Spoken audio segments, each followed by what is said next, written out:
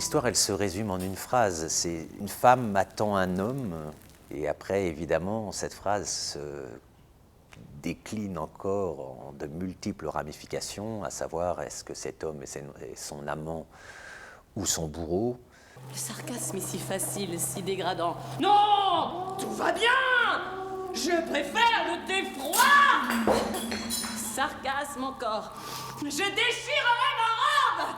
Moi, je la vois comme chacun d'entre nous face à l'inéluctable, face à la mort, face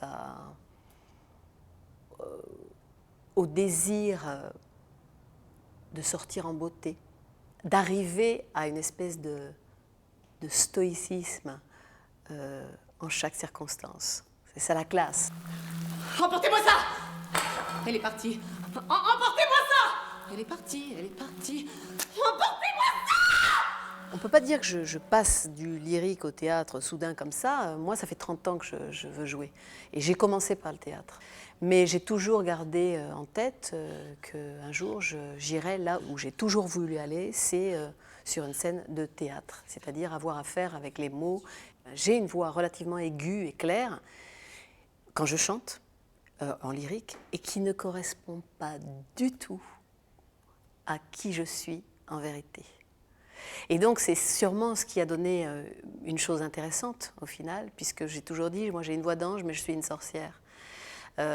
Alors ça m'intéresse d'être uniquement dans cette voix parlée pour explorer enfin la sorcière.